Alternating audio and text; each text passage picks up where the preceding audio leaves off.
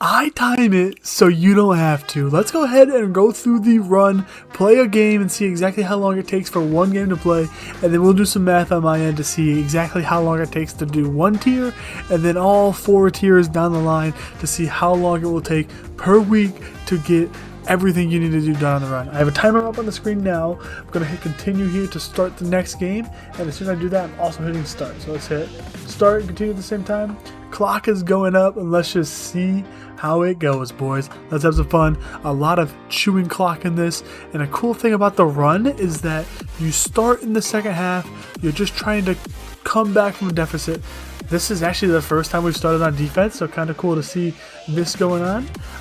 My biggest tip for you is find a play that you are going all out blitz, especially versus the computer. Bring everyone down and then just go crazy with it. The guy that's using your running back, have him just try to hit it with a hit stick there.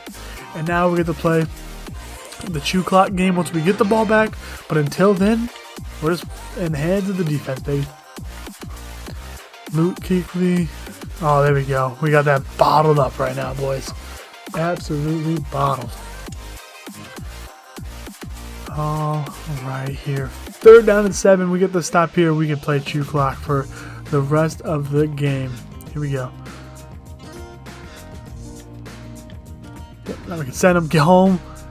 Oh, honestly, I wish he wouldn't have recovered that.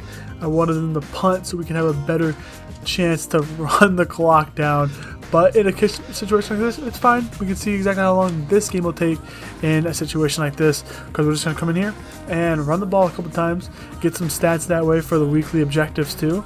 But really, we're looking just to not get a first down here, and we can start chewing the clock. What is nice too, it's only 3-minute quarters, and we get 40 seconds of chew clock, which is insane for a computer game. So again, it's a lot of the chew clock method. Just let it roll around, let it have your fun, and then go crazy with it. And again, don't want a first down here. Get very close to it. 3rd and 1. Could not ask for a better spot right now. Let's just go ahead and go to the halfback dive here. Get the first down, and then we'll see where we're at. We're at a spot where we're going to get one more play before the end of the quarter and see exactly how far we can get this to go down. Yep, under the 40-second mark, so all we do is hike this here. Sat me down there, jeez. But this should take us all the way to the end of the 3rd quarter, and again, we get to chew the clock a little bit more here in the 4th quarter before scoring, and then playing another defensive drive to see if we can get the stop. So, one thing I want to know, as you go through the run, these games do get a little more difficult. The comeback is a little more tougher, a little more steeper. Like I said, this is the first time we started on defense, so it'd be interesting to see how long it takes to do some of these other ones out there. But like right now, with that first one, we were just trying to chew the clock the whole time on tier 1 and get it done. It would be cool to see how the 2nd and 3rd and 4th will go through each time, but we're just doing a quick little sample size here to see exactly how long one game is, and then the whole run. Can I go down right there? Wow, perfect, absolutely perfect, because this will take us to under the 2-minute warning. I'm gonna go down this first play and see if we can see if they're gonna use their timeouts or what's going on here. This is honestly best case scenario here now. I'm gonna just go inside zone, but I'm gonna dive short here. Not worry about getting in the end zone. Jeez, we luckily didn't get in the end zone there. Okay, I'm actually gonna do something crazy here. We're gonna go to special clock management. We're gonna QB kneel this one. Again, want to see that underneath the 120 here. We're gonna be playing with fire on this possession. Okay, one more of those. Told you, playing with an absolute fire.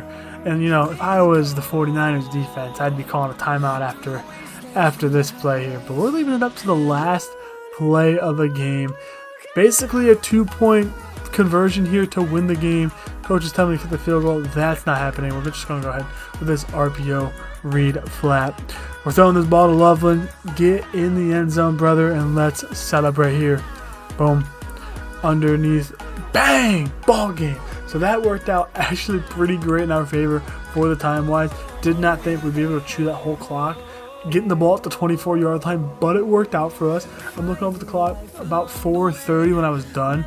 We're just going to round that up to roughly 5 minutes just because some of these games get a little bit longer. I'm even going to bump that up to like 5:30 because, like I said, as this goes on, the levels will get a little bit tougher. The challenges will be hard. You won't be able to chew the clock the whole time like that, but to an extent you will be able to. So if we take a look at the math on that, just say 5:30 was what we're rocking with there.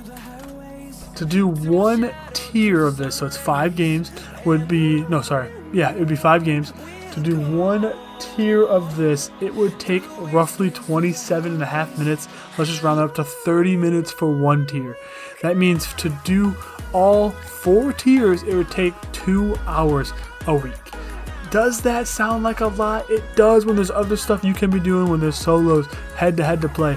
But what is nice is you will get all these rewards. So level 1, yes, again, not the greatest rewards, but you get 5. That's level 3. Now that looks pretty good. Level 1, you don't get a ton, but you get 2,500 coins, you get a ball hawk pack, you move on. Level 2, the one we're at now, when you get the 5, you get a ball hawk pack and a Fumblerooski pack. You move on. Still not the greatest. Level 3, it starts getting a little bit better. 2 Fumblerooskis, a ball hawk, and then a Hail Mary pack. But this is where it really comes up. Level 4, you get 3 Hail Mary, 4 Fumblerooski, and 4 ball hawk packs. But that's not all. If we go back to the season field pass here and we take a look at the objectives here on the field pass, you can see under UT Weekly, solo seasons the run. If you complete all 4 of these, you get a solo season token. You're like, what is a solo season token gonna do? Kind of like the weekly spotlight token. If we go over to sets, you can see exactly what this will turn into. Looking at sets here, boom. The first one on the board, solo season token B&D champ set. So if you get 32 of these, you plug it into here and you can get a solo season reward, which is a one-time 85 overall B&D champion player. And I'm assuming, like last year, this upgrades with it. So once it becomes an 86 champions, you can get an 86 champion. It would be like 85 to 86. It's just a fantasy pack of all champions in there. I think last year it wasn't all champions at the same time. If there was 10, I think you get 10 to pick from. So if there's more than 10, it's a random of those 10. So you still gotta get a little lucky to get who you want, but you get a free B&D champion just from grinding up the game. So with that being said, grind out. Let me know down below in the comments which one you're grinding. The run. I'm gonna also do a video on the league solo to see how that one goes as well. Stay tuned for that one. Subscribe to stay tuned. But until next time, that was me, love 'em. Deuces. There it goes. See ya.